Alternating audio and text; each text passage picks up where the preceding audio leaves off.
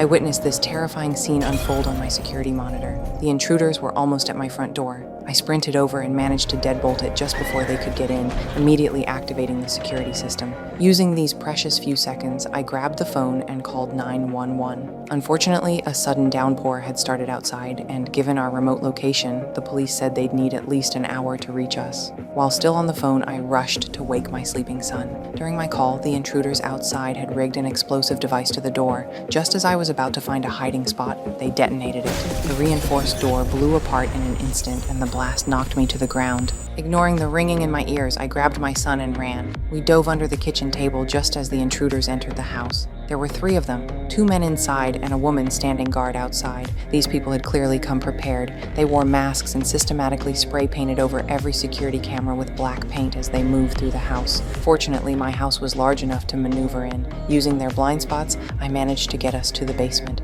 Once inside, the intruders first jammed all cellular signals in the house. At their leader's signal, the 3 split up. The woman was tasked with hunting us down while the 2 men, each armed with metal detectors, began sweeping every corner of the house. One of them soon discovered the basement entrance. Hearing footsteps approaching, I urgently pushed my son into the ventilation shaft while I squeezed into a nearby closet. His metal detector quickly picked up the ventilation system. The device's persistent beeping grew louder as he raised his hammer and started smashing through the wall. The steel support beams inside prevented him from searching further, and he eventually left in frustration. We'd narrowly escaped. My son then suggested we could escape through the garage. The heavy rain would mask the sound of the car engine starting. Meanwhile, the intruders had found a safe upstairs, which seemed to be their real target. While they worked on cracking the combination, I led my son into the garage. Just as we were about to get in the car, the female intruder heard something and came to investigate. I pressed myself against the side of the vehicle, not daring to make the slightest sound. Just when I thought we'd avoided detection again, a flashbang grenade rolled across the floor.